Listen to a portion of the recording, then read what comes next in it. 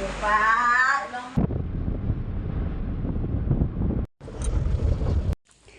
বাবা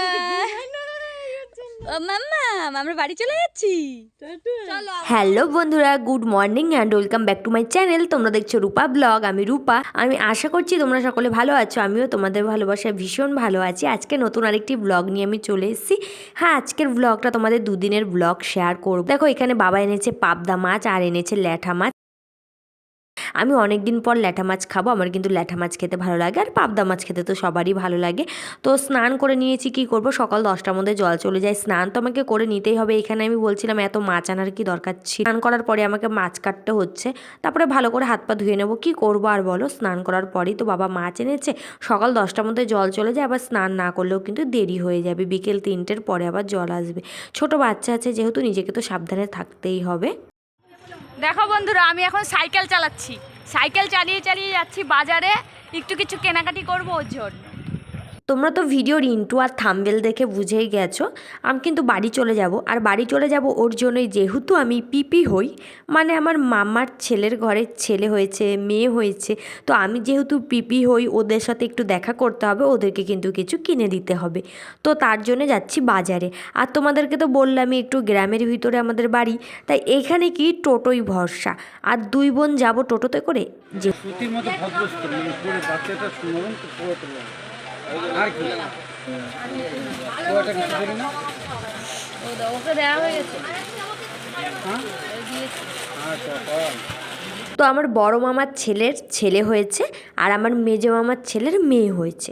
তো ওর জন্য বাচ্চা মেয়ের একটা জামা নিলাম। আর এই জামাটা দেখছো আমার বড় মামার ছেলের জামা। এটা একটা জিন্স আছে আর একটা টি শার্ট।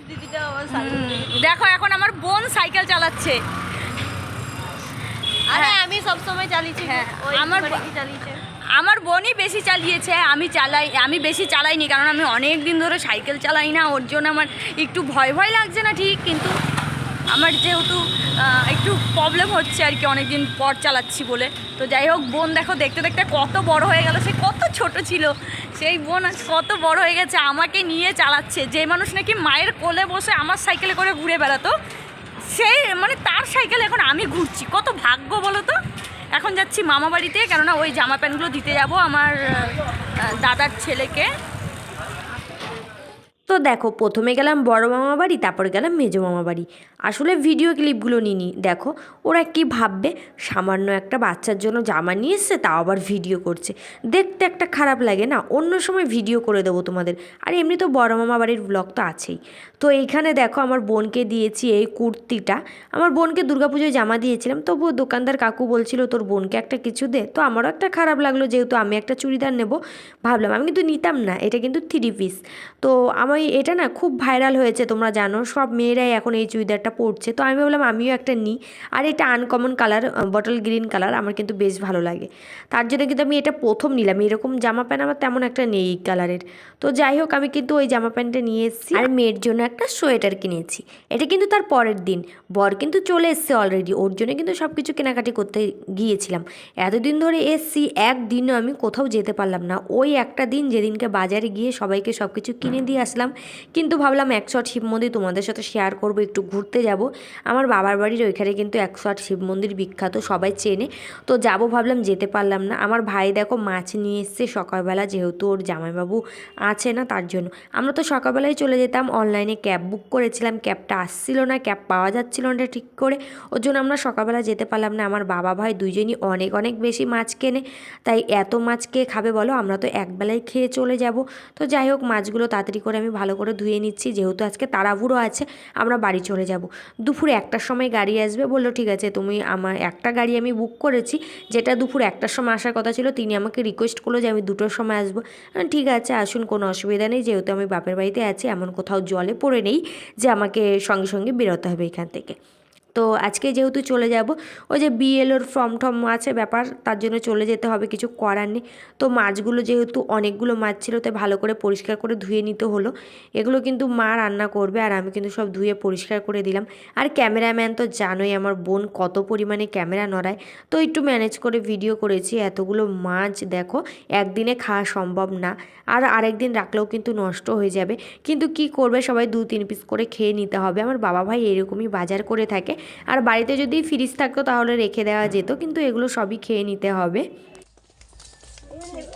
কি হাসি ওইখানে দাঁড়াইছে, এখানে সব যাইতেছে যে রাস্তা দিয়ে। আর কিছু নাই তো, ওই ভিজা গেঞ্জিটা দিছিস?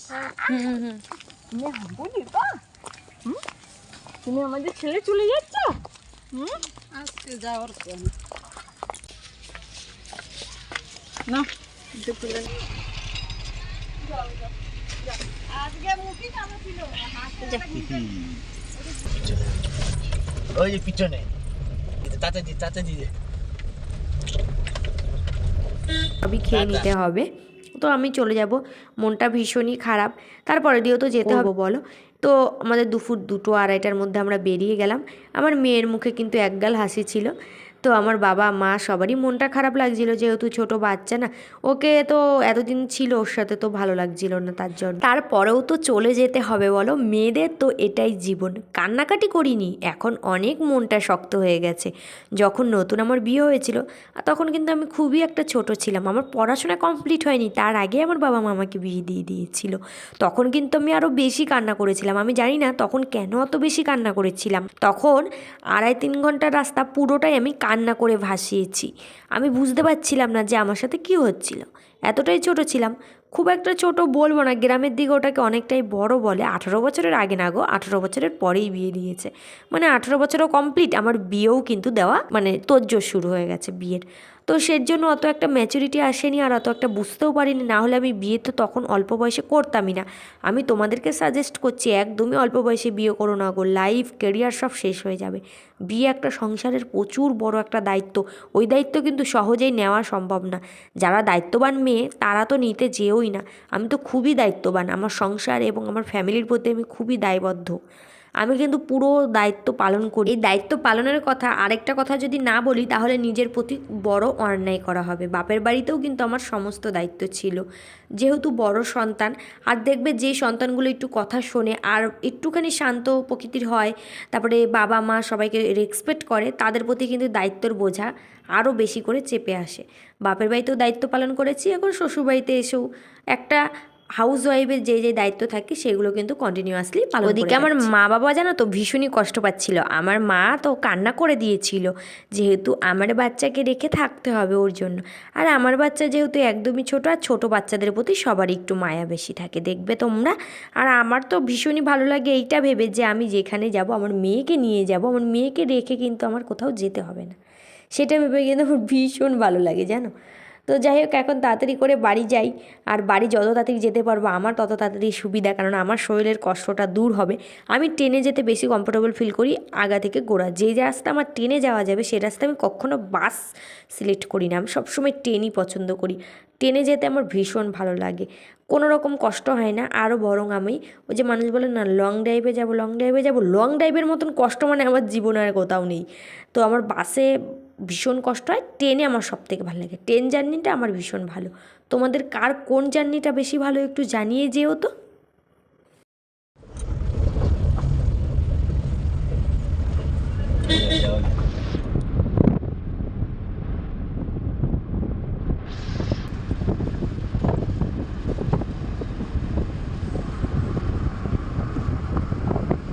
জানো তো আমার এই জার্নিংয়ের শেষ সময়ে এসে, মানে শেষের দিকে এসে আমার ভীষণ কষ্ট হচ্ছিল, শরীরের অবস্থা খুবই খারাপ হয়ে গেছিলো, কেননা প্রচুর পরিমাণে বমি হয়ে গেছে ইতিমধ্যেই।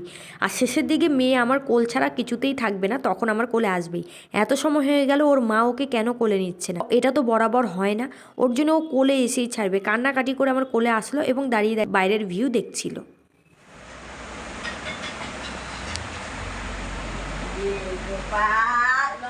আমাদের 2 ঘন্টা 15 মিনিটের জার্নি প্রায় 3-3.5 ঘন্টা লাগিয়ে দিল ওই যে জ্যাম পড়ে গেছিলো ওর জন্য। সকালের দিকে গিয়েছিলাম তখন একদমই জ্যাম ছিল না। বাড়িতে চলে এসেছি, মা কিন্তু অ্যাপেল সিদ্ধ করে দিয়েছিল গাড়িতে খাওয়ানোর জন্য।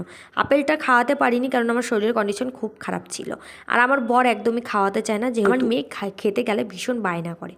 ওর জন্য বাড়িতে আসার পর আমি একদম অক্লান্ত পরিশ্রম করে এসেছি বলে মনে হচ্ছে, ওর জন্য আমি শুয়ে পড়েছি।